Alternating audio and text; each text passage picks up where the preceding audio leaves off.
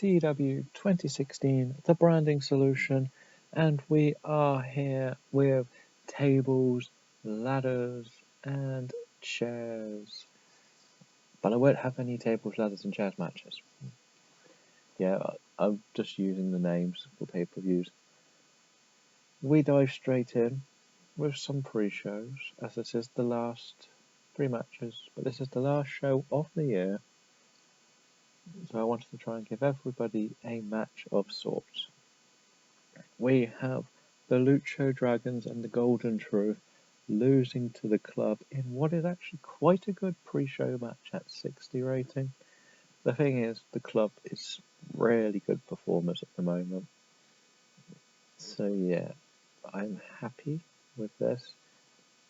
I had to do something, a bit of a revenge of what happened, sort of storyline based. Pretty much what you call a pay-per-view pre-show match. This, they found a team to come and take them back after what they did to them last time, but they didn't win. I've gone for this one to show off some of the cruiserweights in a battle royal. Yeah, it's lazy, I know, but they're not quite there yet. And Andre Cool got the win. I'm going to try and give him a little push in the right direction, shall we say. And the usual suspects do quite well. So yeah, it's a nice little 10-minute pre-show match. And Braun Strowman just gets a squash win, a 6-minute squash win over Zack Sabre Jr. As I said, I'm going to start potentially having them unleashed to see where it goes. And again, another little throwaway one where we have the fashion capital of the Vaudevillains and Zack Ryder defeating Mojo, Fandango, and Devon. Yeah, I want to try and rebuild this stable to be something. I've kind of been a little bit lazy and forgotten about this stable, kept pushing Tyler Breeze, but forgot the rest of the stable. And then we move on to the Murphy and Blake defeat Tyson Kidd and Warren Kavanagh. Again, it was just the 2 guys who were left, pretty much. It seemed like a good tag team, really. Potential, so I went with it. And that should conclude the pre-show. And we have the opening segment. I've done it like this. It's going to be more of a video package, showing the 4 biggest matches, I think, of the night.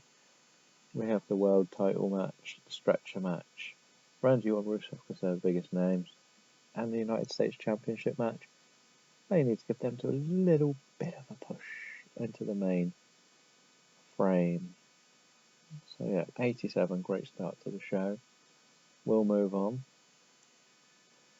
We start with the Cruiserweight title match, where we have Atami defeat Pentagon Jr., defense number 7 of that Cruiserweight title.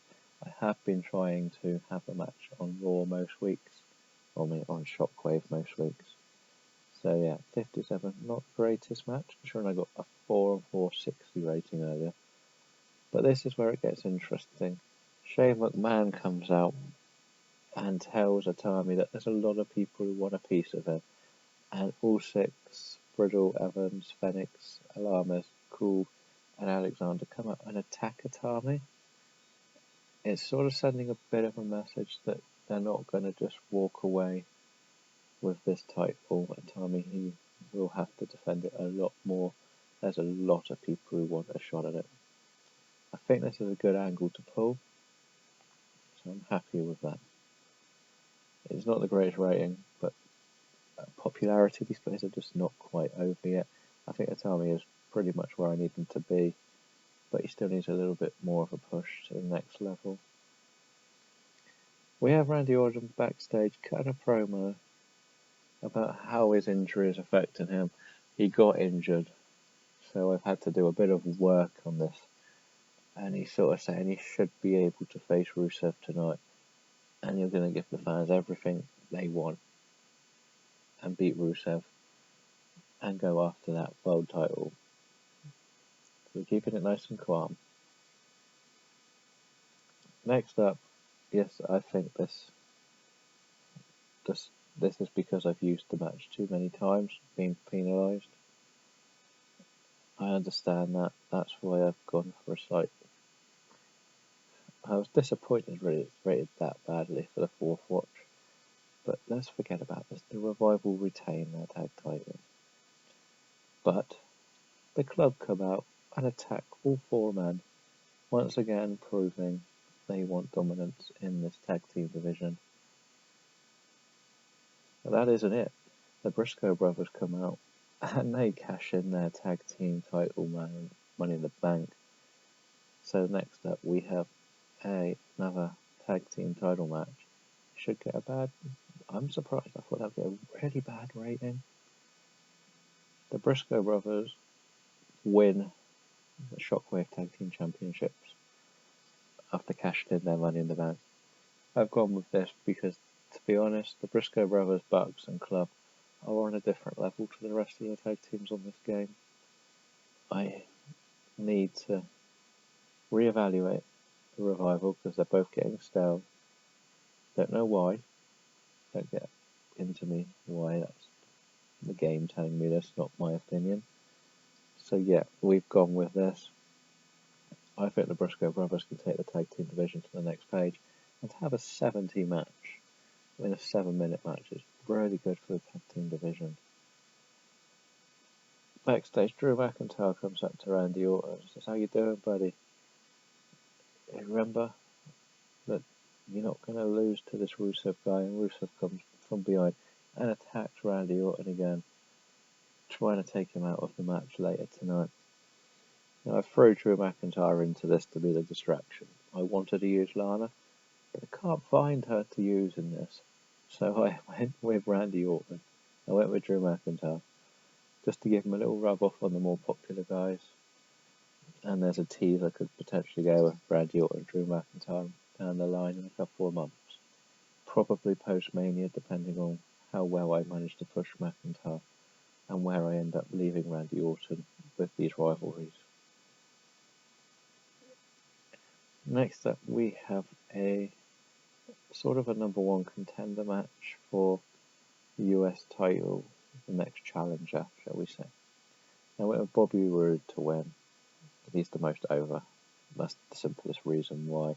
Apollo and Sandow. Sandow hasn't really worked, so if I did do a couple of subs, I know where Sandow would probably be one that either goes to Raw or gets his tag team partner of the past back.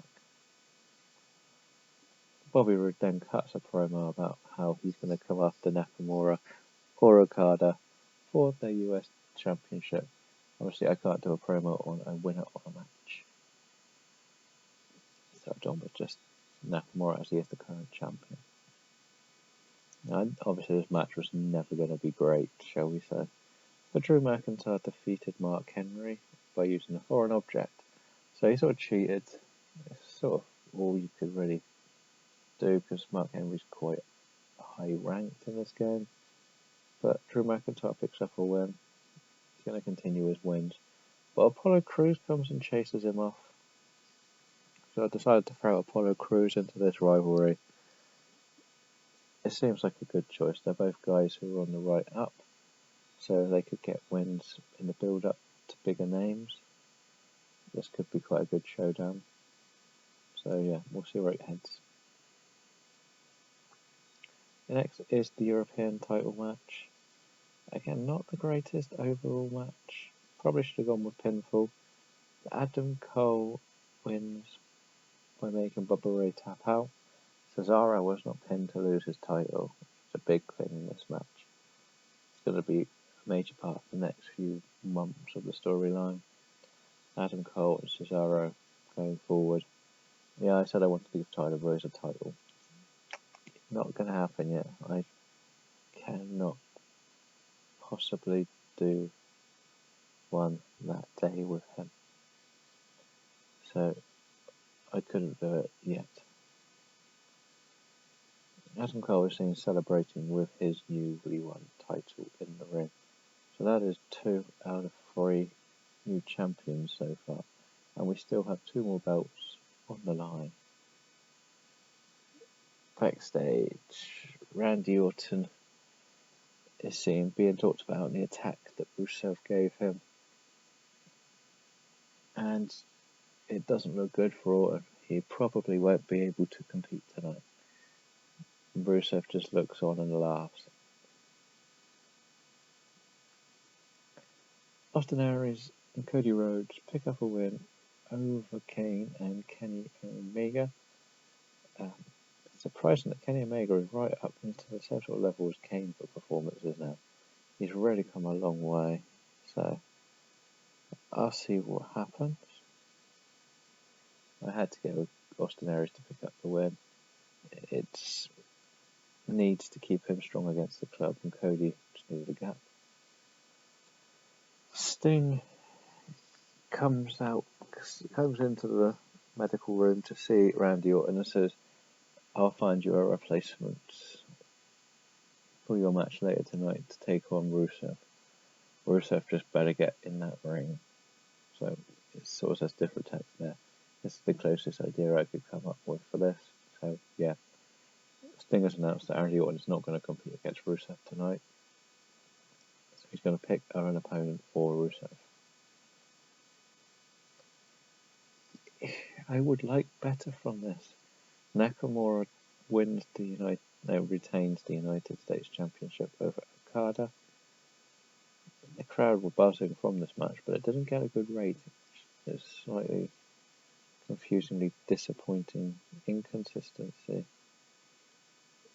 And if you couldn't, I should have gone with All Out. I went All Out for it, trying to steal the. Never mind. Rusev is in the ring hyping himself, saying he'll beat whoever Sting chooses to be his opponent tonight.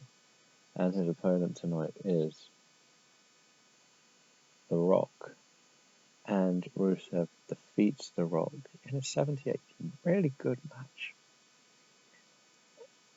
It's the best we could really come up with last minute, as the injury happened on the Friday. And this is on the Sunday. And Orton's injury was only for 4 days. So it would have this match would have been terrible if it was Orton and Rusev. So I had to go with a new opponent. The Rock can turn up on pay-per-views. Went with a pinfall. Happy with the match, really. And afterwards, Rusev locks in the accolade and refuses it to let go. A typical Rusev style, sending a message. The Rock happy to put him over. We have John Cena saying, kind of promo on Brock Lesnar, saying that he may be considered the underdog and the fans may end up not liking this match because it will become one of the most devastating matches of the modern PG era. I think this is going to be probably the most hardcore based match I've hosted. So that's saying something, considering it's been nearly 9 months of gameplay. And we've had Hell in a Cell matches. That's the main pump up from Cena, just warning his fans this could be quite a bad match. Now, I'm going to just say here that if this show turns out to be awful, it's because I took too many risks. I pulled the trigger on making Styles and Punk the main event over this match because I've made this a wild brawl, which got an 82. I could not believe that. I was expecting something terrible between these two for that sort of style of match. I'm worried about the other one now. I went with John Cena to win, and the main reason for that is because Brock Lesnar upset the locker room by boasting before the last show. So I decided I was going to punish Brock Lesnar by making him have to lose to Cena in this match. It's as simple as that. And we now come on to start CM Punk telling Styles that he is pretty much never going to give up until he has that title. And the match is an ultimate submission match. So that's a warning to Punk, saying it's going to take to Styles to say how much this is going to take to make him tap out, if he would ever do that. And the match gets a 71. Great. Didn't work a technical match between these two. Damn it.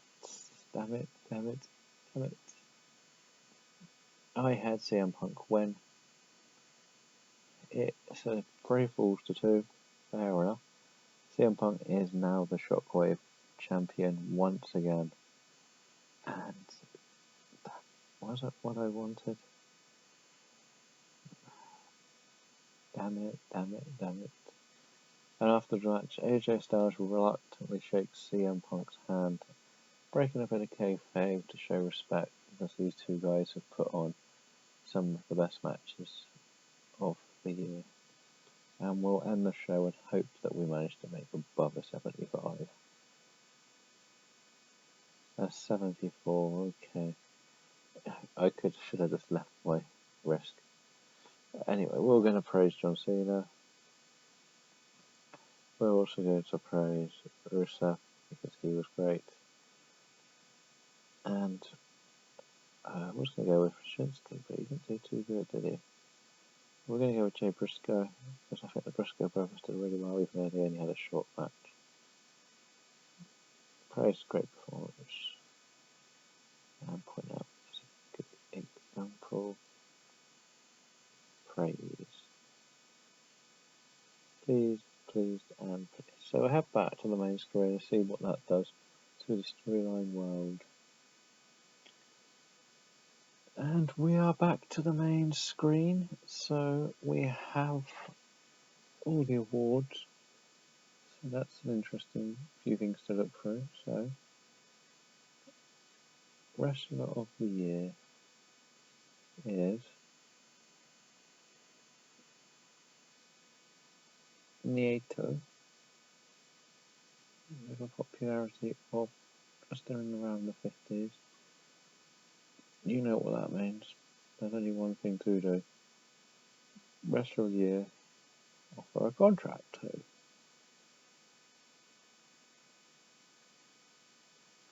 Seems like the most logical thing to do.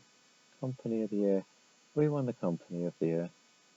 The Tag Team of the Year was another Japanese tag team, which is surprising. Well, definitely not signing him at 46. Match of the Year, I can understand that. Mine haven't been the greatest. Show of the Year was No Way Out, which was the Shockwave only pay-per-view, which was really surprising. Young Wrestler of the Year is Sasha Banks. That's impressive. Veteran, okay, not worried about that. Female was actually Bailey. Interesting that Sasha Banks is younger, I guess. Independent one. Okay. Manager of the Year, Paul Heyman.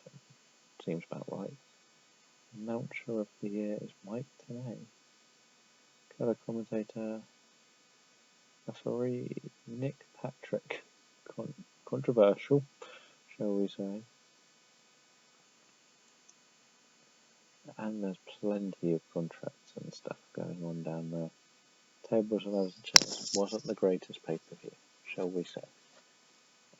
Somebody's actually offered him a contract, and someone's offered Sheamus a contract. Let's see, we've got to the new year. Will Sheamus give me another chance to renew his contract? He still doesn't want to talk to me. He doesn't like me anymore, does he? It's a shame. As I said, he was probably about to get his title push. I have to make my decision on whether to keep this man. Do I want to keep him? Let's just check his popularity, see where it has gone.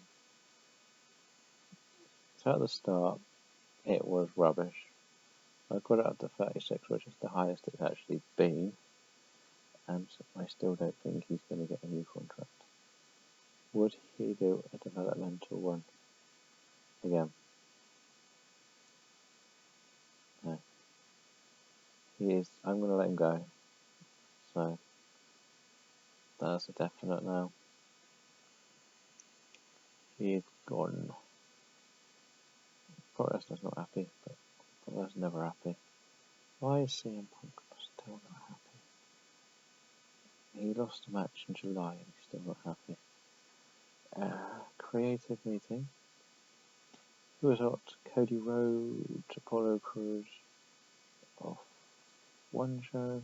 Who is not? Pretty much the usual ones. Not really used Thunder Rosa, so it's not really fair to be on that list. Have these titles gained any prestige yet? No.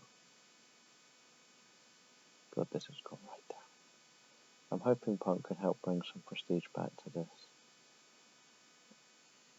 The tag team ones, they've gone crashing down as well. The Europeans gone down. I believe the Cruiserweight's going the right way, but that's because it's getting defended weekly. It's a bit surprising, really, seeing that. If we were to go into companies and WWE, top 100,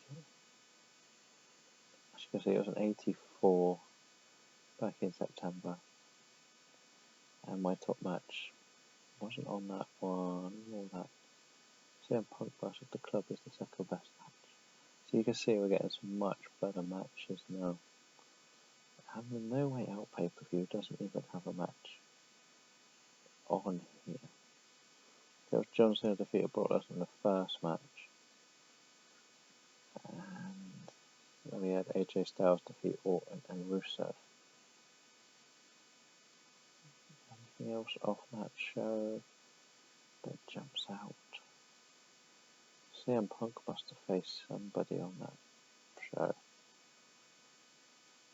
Who could he have faced? I think he might have faced Cody Rhodes. That's when I think I may have turned him. As a mark of respect.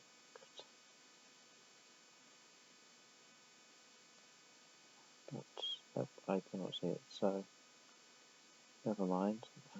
Probably ought to look here. I don't know how far back it would go. Show history 2016. Should have looked here first. Would have been smart. I got an 84-80 this one. Brock Lesnar, oh yeah, it was a roll up, so Brock Lesnar attacked him afterwards. I did have CM Punk versus The Rock, and that's when Cody Rhodes made his appearance. I gave Austin Aries a throwaway match, which then just got him attacked. Bobby Roode defeated Adam Cole. And yeah, so that isn't too bad. So Oblivion Max lost to Cesaro. Okay, so that's not the worst. That's going to conclude this one, and we're going to head into the new year and hopefully continue growing the match quality. Thank you all for watching.